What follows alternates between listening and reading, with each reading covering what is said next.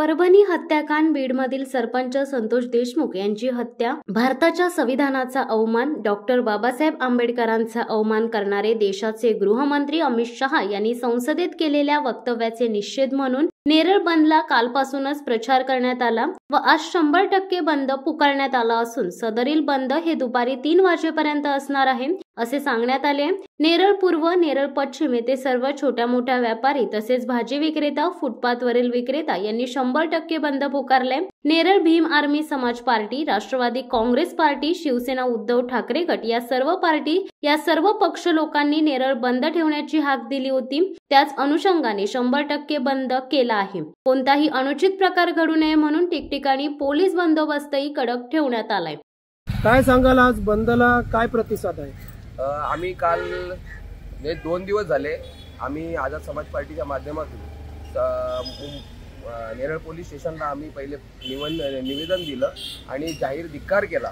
अशी 4 प्रकरणं होती महाराष्ट्रामध्ये जी घडलेली आहेत। त्या महाराष्ट्रामध्ये परभणी येथील जो झालेला हत्याकांड आहे त्याच्यामध्ये आमचा जो बांधव गेलेला, तर त्या बांधवाच्या गेल्यानंतर जो निषेधार्थ परभणी बंद झाला तर त्याचे पडसाद पूर्ण भारतभर आणि महाराष्ट्रामध्ये उमटले, म्हणून सगळा बंद कडकडीत करण्यात आला।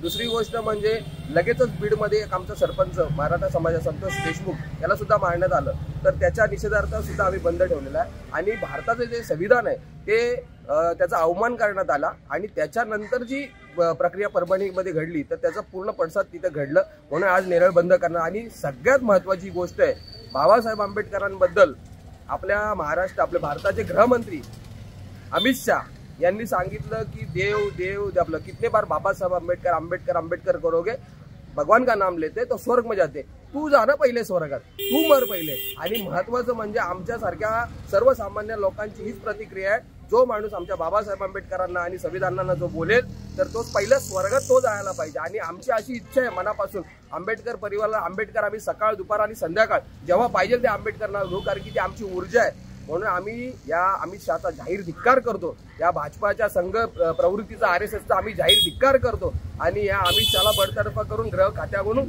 काढलंच पाहिजे, ही आमची मागणी आहे। सर, साधारण किती वाजेपर्यंत बंदची हाक आपण दिलेली आहे? आपण सकाळपासून ते 3 वाजेपर्यंत आपण बंदची हाक दिलेली आहे। आता तुम्ही पाहतच असाल संपूर्ण बाजारपेठ, पूर्व असू द्या, पश्चिम असू द्या, सगळेच छोट्या मोठ्या व्यापाऱ्यांनी सुद्धा आणि मोठ्या व्यापाऱ्यांनी सुद्धा आम्हाला अतिशय चांगला प्रतिसाद दिलेला आहे। मी सगळ्यांचा आभार मानेल। आणि मनोज आहिरे म्हणून आपले जे या संघटनेचे अध्यक्ष आहेत, तर तसेच टपरीधारक जे आहेत त्यांचे सुद्धा अध्यक्ष आहेत आणि छोटे मोठे व्यापारी सुद्धा आहेत, आम्ही त्यांचा मनापासून आभार मानतो की तुम्ही अशा या निषेधार्थ अमित शहाच्या विरोधात आम्ही जे लढतोय त्याच्या निषेधार्थ तुम्ही जर आम्हाला प्रतिसाद दिला, आम्ही त्यांचा मनापासून आभार मानतो। आणि आझाद समाज पार्टी यानंतर सुद्धा म्हणजे भाई चंद्रशेखर आझाद संसदेत आवाज तर उठवतात, संसदेत तर विरोध करतात सर्वसामान्य जनता। जसा मी आझाद समाज पार्टीने हा बंदची हाक दिली तर त्याच्यामध्ये आम्हाला काँग्रेसचे पदाधिकारी संजय गवळे असतील, शेतकरी कामगार पक्षाचे राजू भाऊ हजारे असतील, त्याच्यानंतर भगवानदादा संजय असतील राष्ट्रवादीचे, त्याच्यानंतर शिवसेनेचे प्रथमेश मोरे असतील, यांनी आम्हाला जाहीर पाठिंबा दिला।